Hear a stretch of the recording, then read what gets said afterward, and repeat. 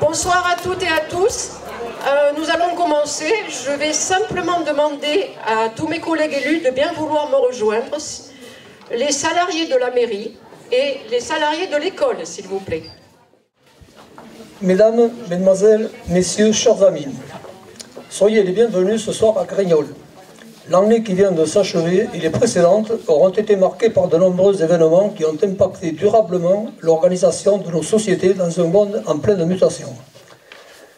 En ma qualité de président du syndicat des eaux et assainissement de la région de Grignols-Lhermier-Mussé, et comme le veut la tradition, c'est avec beaucoup de plaisir que nous vous accueillons à cette cérémonie pour partager ces instants de convivialité et d'amitié au seuil de cette nouvelle année.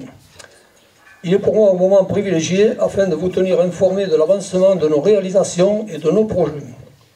Au nom de l'ensemble des délégués du comité syndical, de Madame la secrétaire de l'établissement et en mon nom personnel, nous vous adressons nos vœux les plus chaleureux en souhaitant que cette année 2023 soit pour vous et vos proches la meilleure possible. Je profite également de cette occasion pour remercier nos partenaires habituels qui nous accompagnent tout au long de l'année. Je cite le cabinet NGA, représenté par M. Campagne, qui nous assure un soutien technique et un contrôle régulier des travaux engagés par la collectivité. Notre délégataire, la société Suez, pour la maintenance de l'ensemble des installations, la réalisation des branchements, ainsi que le contrôle de la qualité de l'eau mise en distribution.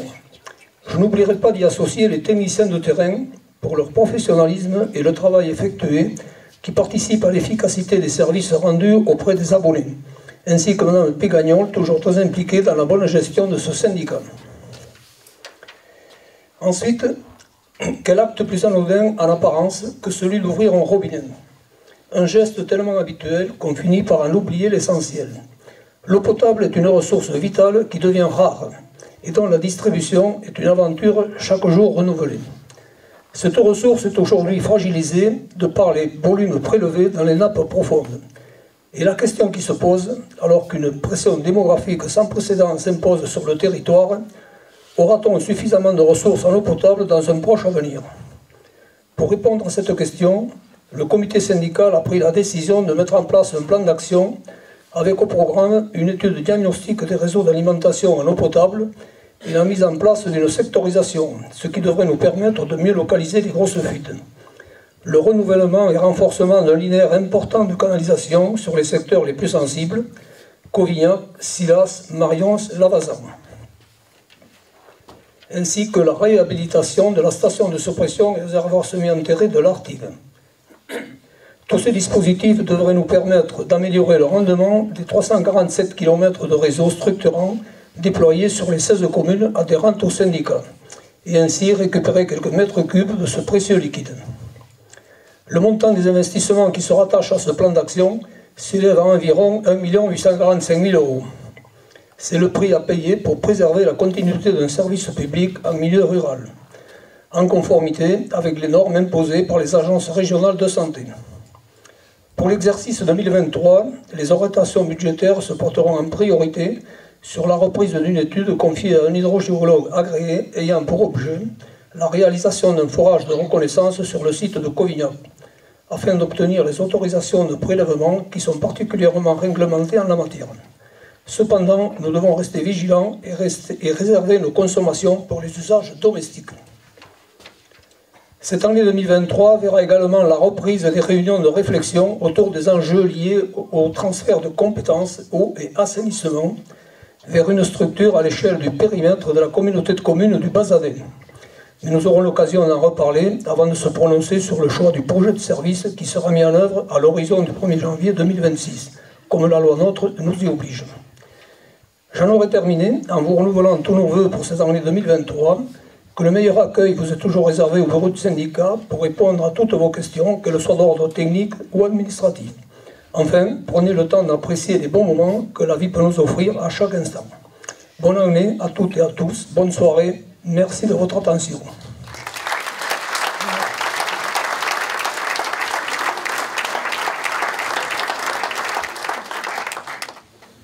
Madame le maire, à vous l'honneur. Merci Bernard. Je voulais saluer la présence d'Isabelle Dexpert ce soir, hein, notre conseillère départementale et ma collègue maire de Bazas, et de Daniel Barrère, son adjointe. Elles vont être obligées de nous quitter rapidement puisqu'elles vont participer aux vœux de nos collègues de Capsieux. Je les remercie sincèrement pour leur présence. Si tu veux dire deux mots, Isabelle, avant, pas de souci. Alors, habituellement, j'ai un discours de 10 pages, mais je vais vous faire la version courte. C'est écrit gros, c'est bien. Non, juste vous saluer toutes et tous. Et effectivement, avec Daniel, nous avions envie de répondre à cette invitation, même si nous nous étions déjà engagés à Capsieux. Donc, il était difficile de dire, ben non, finalement, on va à Grignols. Donc, simplement le plaisir d'être avec vous et de partager ce tout petit moment, même s'il est court, vous redire combien... nous apprécions de travailler en solidarité, nos villes bien évidemment, mais si je prends ma casquette du départemental avec la ville de Grignols, avec l'ensemble des syndicats qui font vivre votre commune et plus largement le Grignolais, et puis vous redire donc nos vœux pour une année belle, sereine, pleine de santé, de réussite professionnelle et personnelle, parce qu'il faut aussi prendre le temps de penser à soi. Donc très bonne année à tous, tout simplement. Merci beaucoup. Et puis effectivement, on va vous quitter. Bonne route jusqu'à Capsieux. Alors, bonsoir à toutes et à tous. Je suis très heureuse de vous retrouver pour ces traditionnels vœux de début d'année, interrompu par 2 années de pandémie. Nous sommes à mi-mandat, et pourtant, c'est une première pour les nouveaux conseillers municipaux. C'est l'occasion de les remercier pour leur dynamisme et leur implication.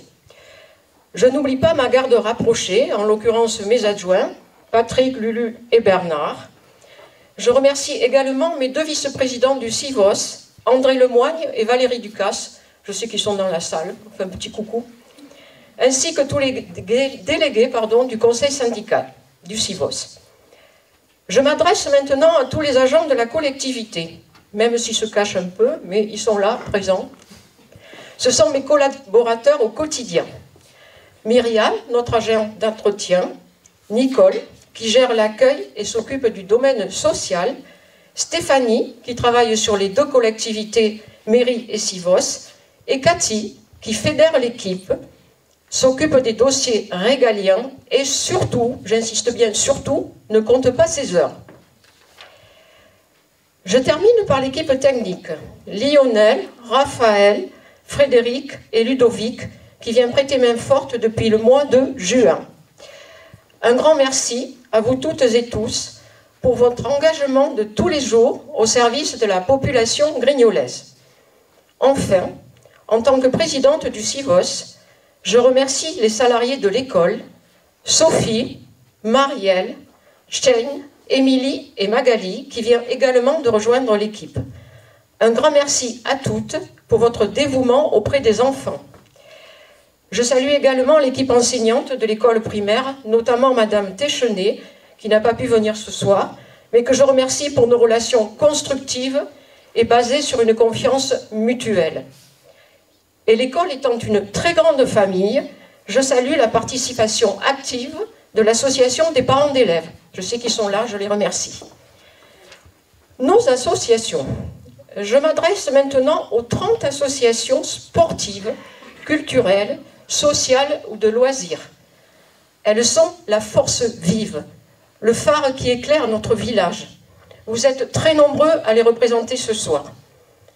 Hormis la fête de la musique qui, hélas, a été annulée par injonction de la sous-préfecture, les festivités ont pu reprendre. La fête de la Saint-Pierre, organisée par le comité des fêtes. Les 2 marchés nocturnes et la Sainte-Catherine, organisés par notre jeune équipe de l'association des commerçants et artisans. Le salon du livre, concocté par les bénévoles de l'association Lire Ensemble. Merci à vous, mesdames, pour votre assiduité à la bibliothèque tout au long de l'année. Je vous informe d'ailleurs à tous que demain soir aura lieu la nuit de la lecture à partir de 17 h. C'est sur le thème de la peur. Le comice agricole, qui a lieu tous les 7 ans, et a été une magnifique fête de notre ruralité. La journée du patrimoine, qui nous a permis d'inaugurer le four à pain de la commune, fraîchement rénové. La journée des associations, et le Téléthon, organisé par la FAC, avec la participation active des pompiers grâce aux 24 heures du dévidoir.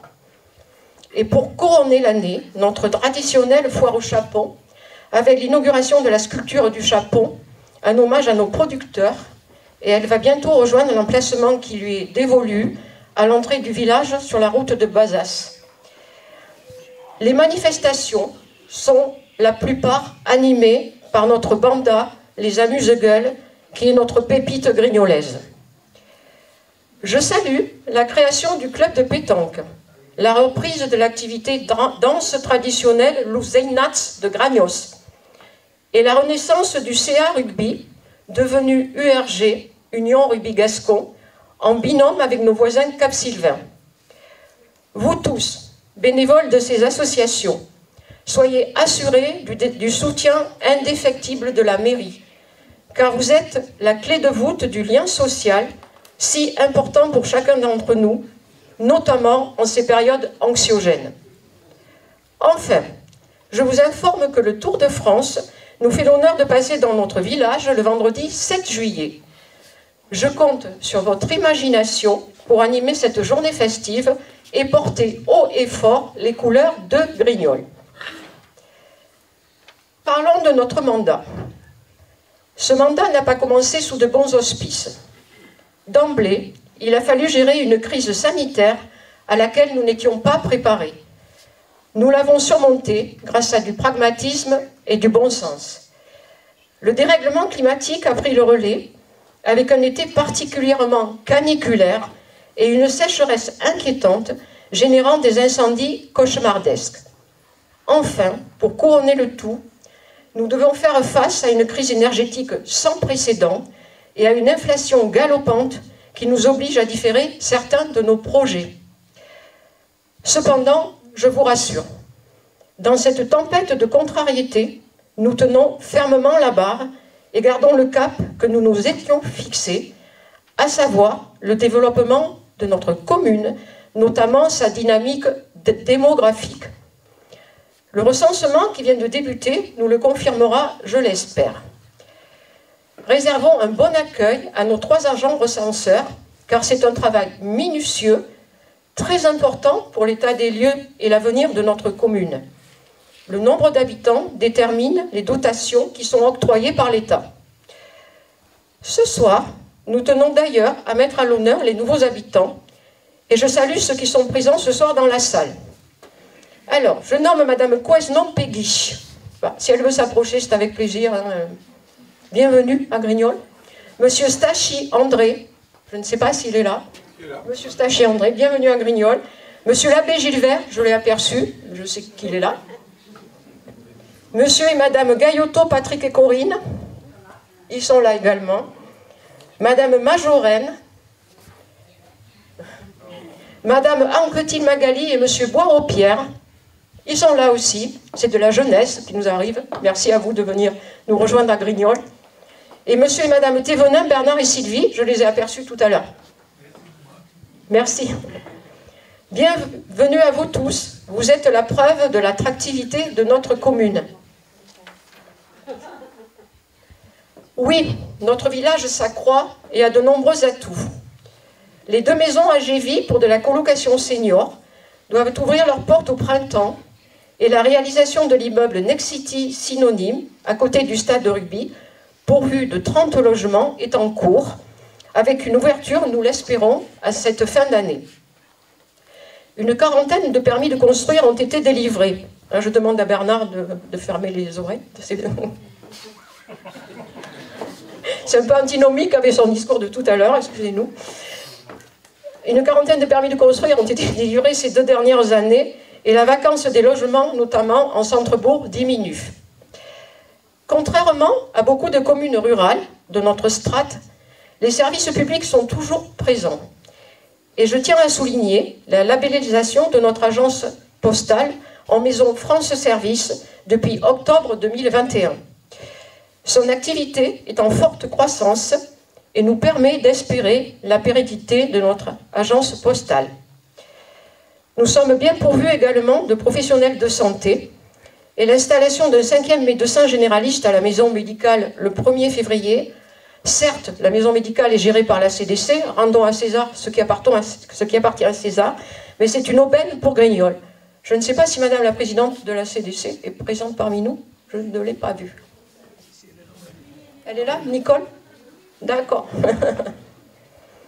Je n'oublie pas notre centre d'incendie et de secours, et je salue la présence du lieutenant Inesta et de l'adjudant-chef à Berne, du sergent-chef Christelle Ransard, et je salue aussi notre brigade territoriale de gendarmerie, représentée ce soir par l'adjudant-chef Bireloz, qui est également dans la salle, je l'ai vu tout à l'heure.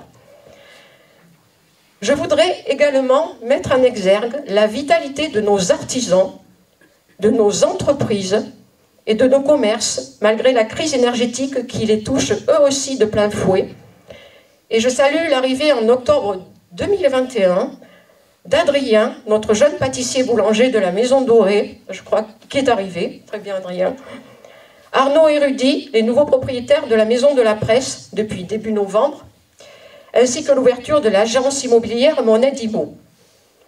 Enfin, j'ai le plaisir de vous annoncer la prochaine ouverture d'une pizzeria, Pizza K, sur les allées Saint-Michel.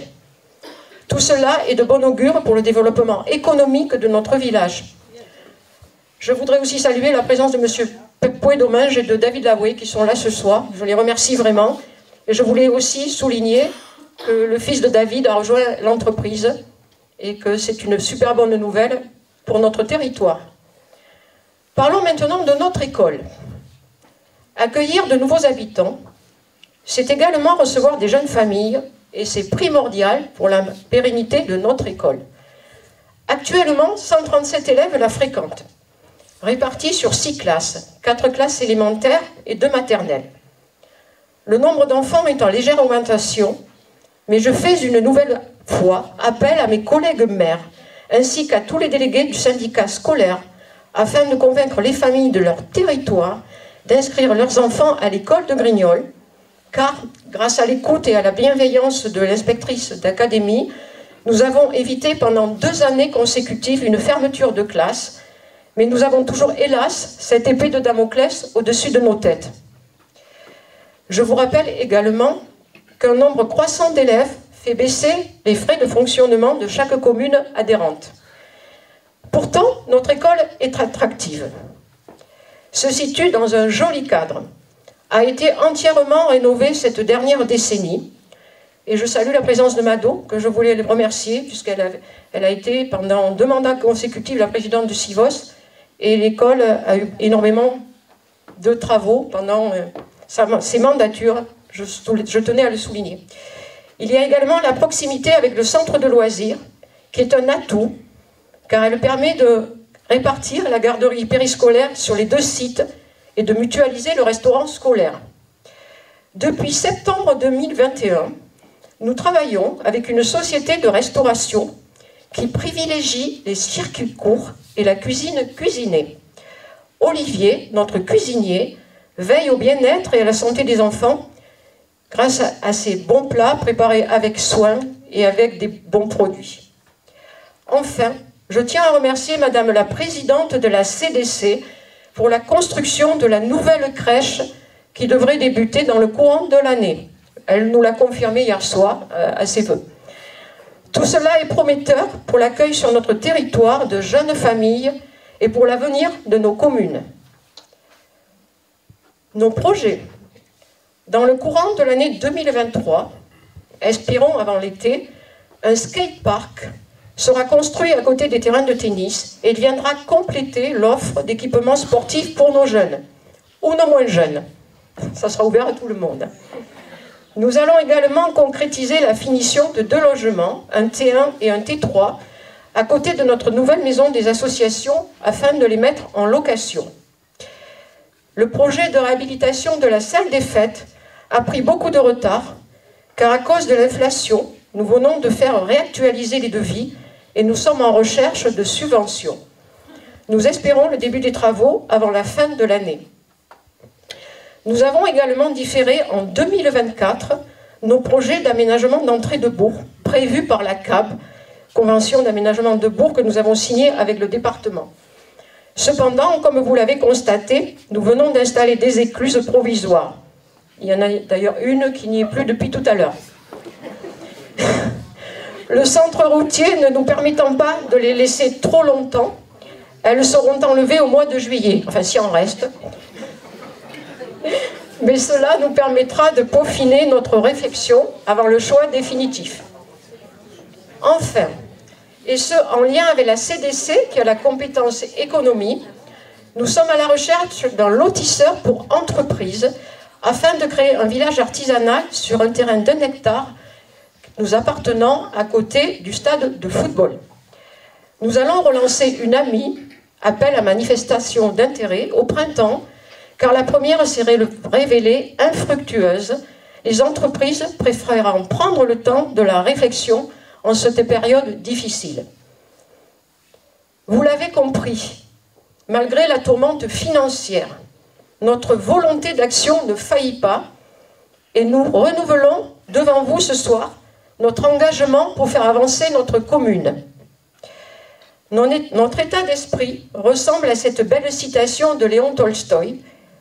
La persévérance, c'est ce qui rend l'impossible possible, le possible probable et le probable réalisé. Que 2023 soit une année d'espoir avec le souhait d'un monde plus solidaire, plus pacifique. Meilleurs vœux à toutes et à tous et belle vie dans notre commune.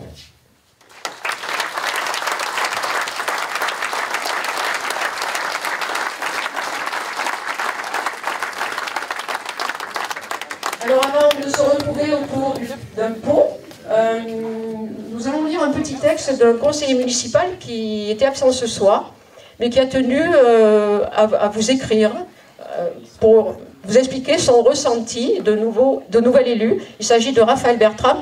J'excuse d'ailleurs les conseillers municipaux absents, hein, Geneviève Naturel qui est en voyage, Nicolas Lorenzon et Raphaël Bertram.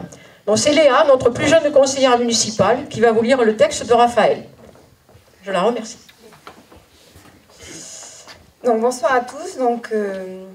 Je porte le discours de Raphaël, qui vous dit bonsoir à tous et à toutes. À défaut d'une présence physique, je tenais à vous transmettre un texte pour vous souhaiter une joyeuse année. Vous parler un peu de moi et des choses qui me tiennent à cœur. Je suis un enfant du village. J'ai passé toute ma jeunesse à Grignols avant de partir à l'université pour étudier l'écologie. Les connaissances édifiantes que j'y ai découvertes ont fait grandir en moi une certaine responsabilité vis-à-vis du monde vivant et de l'espèce humaine. Prenant peu à peu conscience de l'état de la situation, j'ai renoncé à travailler dans la recherche et j'ai décidé de revenir à Grignols pour m'installer en maraîchage biologique.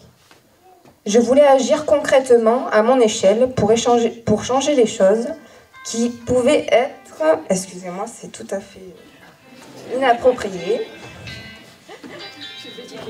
C'est la jeunesse.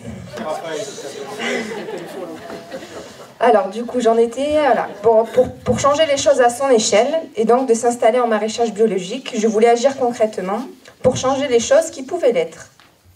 C'est à ce moment-là que j'ai rencontré Françoise et l'équipe municipale qui se présentait alors aux élections. Habitée par des valeurs communes, j'ai accepté de les rejoindre dans leur travail quotidien pour le village. Depuis presque 3 ans maintenant, j'ai constaté que Françoise et son équipe proposent aux conseillers municipaux des actions en faveur du bien commun et qu'ils savent jouer de leur rôle de médiateur face à des intérêts souvent antagonistes. C'est une chance pour Grignols, ce monde moderne, excusez-moi, c'est Raphaël avec ses mots, ce monde moderne ultra performant et interconnecté manque cruellement de résilience et ses bases mal entretenues vacillent dangereusement. Il est important de rester ouvert sur le monde, mais je pense que si nous voulons continuer à vivre dignement, dans les mois et les années à venir, nous devons réfléchir à notre échelle, celle du village, voire de la communauté de communes. Je les invite donc à réfléchir à notre échelle et celle du village, Pardon. Et donc j'invite les personnes présentes ce soir à soutenir nos producteurs locaux et à réfléchir aux solutions qui leur sont accessibles pour s'autonomiser. Rapidement, je suis certain que le village va devoir redevenir un jour autonome comme il a été dans les siècles précédents. Et une communauté de gens autonomes qui s'allient peut s'offrir la prospérité. Merci, excusez-moi, c'était pas évident. Merci beaucoup Léa. Bon, ben maintenant, nous allons tous pouvoir nous approcher du buffet.